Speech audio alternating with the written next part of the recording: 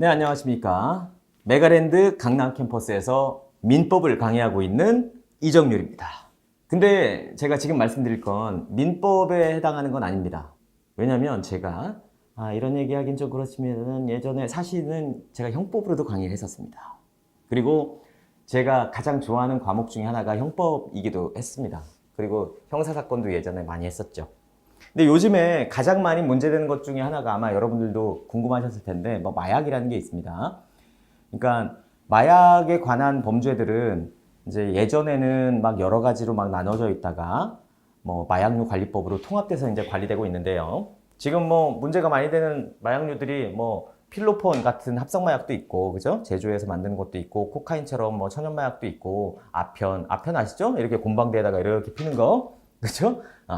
아편에서 추출한 몰핀, 뭐 이런 것들도 다 마약에 해당되죠. 자, 그러면 여기에서 이렇게 생각해 보겠습니다. 자, 어떤 사람이 어떤 범죄를 했을 때 그 범죄를 무엇을 처벌할 거냐. 범죄라는 게 도대체 뭐냐를 놓고 볼 때 대부분 형법 규정들은 결과에 집중합니다. 그러니까 이 사람의 과정을 일일이 다 처벌하진 않아요. 예컨대 살인죄다 그러면 사람을 죽인 결과에 대해서 처벌하는 거지, 그쵸? 이 사람이 살인에 도달하기 위해서 칼을 사는 거 처벌하지 않고요, 길을 걷는 거 처벌하지 않고 찡그려 보는 것도 처벌하진 않아요. 과정을 처벌하진 않아요. 대부분은 결과만 처벌합니다. 그런데 마약에 관한 범죄들은 과정도 처벌합니다. 별도의 범죄로 만들어버려요. 예컨대 내가 필로폰을 홍콩에서 삽니다. 그쵸? 매수죄예요. 매수죄. 하나가 성립했어요. 요거를 한국으로 들고 옵니다. 밀반입이에요. 밀반입. 벌써 2개 됐죠? 자, 그런 다음에 친구한테 야, 너 좀 해봐. 판 건 아니고 그냥 너 좀 해봐. 임마. 이거 기분 좋아? 해가지고 넘겨줍니다. 수수죄. 자, 그런 다음에 자기도 원룸에 가서 이제 뿅 맞습니다. 투약. 자, 그래서 총 4개의 범죄가 성립하죠.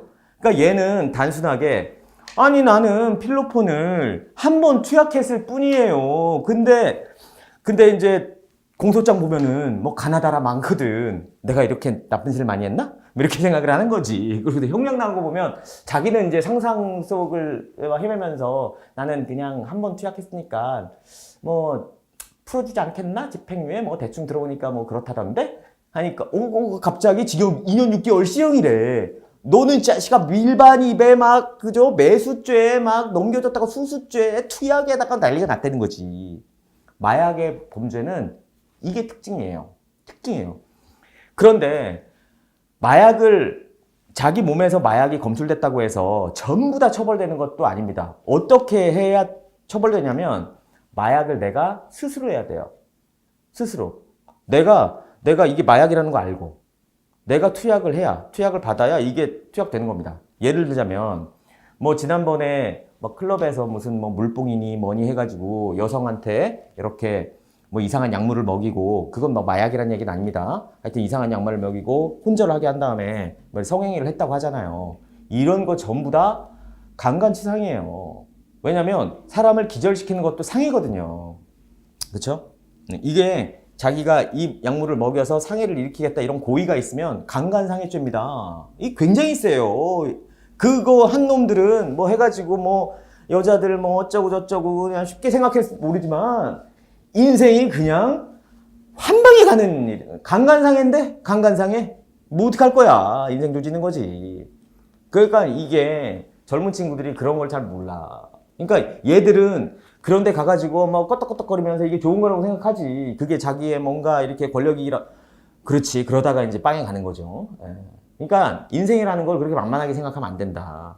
또 어떤 분이 이제 마약을 뭐 했다고 이렇게 이제 한 번에 잡을 때 짜르륵 다 잡는데 나는 마약한지 몰랐다 이거지. 그죠? 마약한지 몰랐다. 사실 그럴 수도 있어요. 예를 들자면 내가 이렇게 술자리에서 술을 먹는데 내가 잠깐 한눈 파는 사이에 누군가가 여기에다가 필로폰을 탔다. 그러면 내가 이걸 필로폰이 든 술이라고 생각하고 먹은 게 아니에요. 근데 나오잖아요. 몸에서는 반응이 나오거든. 그러면 난 억울하지. 난 일부러 먹은 게 아닌데 이놈이 나를 상해를 한 건데 난 피해자잖아, 피해자. 자, 그럴 때는 사실은 내가 피해자라는 걸 입증하는 게 사실 만만치는 않아요. 그러니까 내가 자의로 먹은 게 아니라는 거를 내가 막 주장을 하고 입증을 해야 되거든. 피해자라는 게. 그쵸? 그래서 만만치는 않고 어쨌든 의식적으로 내가 이걸 알고 내가 이걸 투약을 해야 된다. 그 경우에만 처벌이 된다. 이게 원칙은 그래요. 원칙은 그렇다. 그리고 이 범죄에서 이 마약은 아까 과정을 모두 다 처벌한다고 말씀드렸잖아요. 그러다 보니까 검사나 경찰에서 마약 사범을 잡게 되면은 단순 투약 사범한테 물어보는 게, 야, 너한테 판 놈, 이거 불어라. 이걸 상선이라고 합니다, 상선. 그리고 이제 이 상선을 불면 너 좀 이렇게 받을 수 있어. 요거를 이제 뭐 우리나라는 플리바기닝이라는 제도, 그러니까 형량을 뭐 이렇게 협상하는 제도가 공식적으로는 인정이 안 되지만 마약 사범에서는 사실 그런 것들을 적절히 활용하지 않으면 어떻게 잡겠어요, 그죠? 그렇기 때문에 마약 사범은 투약한 사람 한 명 잡는 것보다 요거를 유통시킨 사람을 한 명 잡는 게 훨씬 더 가치가 있기 때문에 좀 이렇게 플리바기닝을 시도하기도 합니다. 그러면은 상선을 잡아왔어. 얘가 불어가지고 잡아왔어. 야, 네가 판 놈들, 사간 놈들 다 불어라. 사간 놈들 다 불면 너 요만큼 봐줄게. 뭐 이렇게 나오는 거지. 그럼 얘도 그냥 불어요. 그러면은 이제 딱 이렇게 굴비 엮듯이 다 엮어 가는 것이다. 그러면은 이 중에는 실제로 얘한테 사가지고 뭐 이렇게 투약한 사람도 있겠고, 이걸 사갖고 남한테 이렇게 몰래 먹이는 놈도 있겠고, 벨lum이 다 있는 거죠. 그럴 때, 그러니까 내가 실제로 자의로 먹은 게 아니다. 그러면 적극적으로 그런 부분은 항변을 하셔야 돼요. 내가 그 상황이었던 것 같고, 나는 마약한 바가 없었고, 그리고 내가 그 이후에 뭐 예컨대 성폭행을 당했다든지 이런 것들이 쭉 남이 나한테 일부러 먹이겠습니까? 뭔가 목적이 있었을 거죠. 그 목적된 행위들을 잘 풀어서 설명하고 변호사의 조력을 꼭 받는 게 좋습니다. 그럴 때는.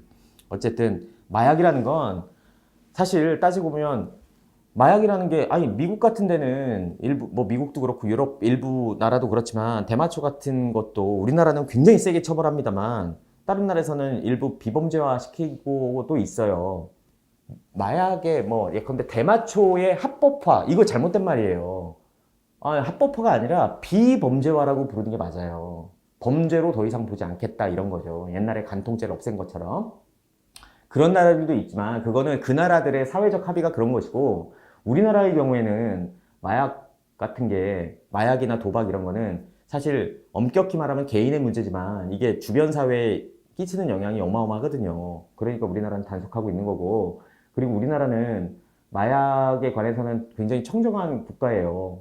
굉장히 청정한 국가고, 또 마약을 통해서 발생하는 여러 가지 사회적인 문제들도 조기에 차단한다 이런 목적이 있어서 나라에서 옛날부터 전통적으로 좀 세게 처벌하는 면이 있습니다. 그러니까 절대로 단순히 일순간의 쾌락이나 호기심 이런 걸로 마약을 하거나 그럼 절대 안 되고, 권유도 하면 안 되고 권유를 받아도 절대 그거에 호기심을 가지면 안 된다. 그렇죠? 반드시 그거를 명심하시고 자녀 교육도 그렇게 시키시면 되지 않을까 이런 생각이 듭니다. 감사합니다.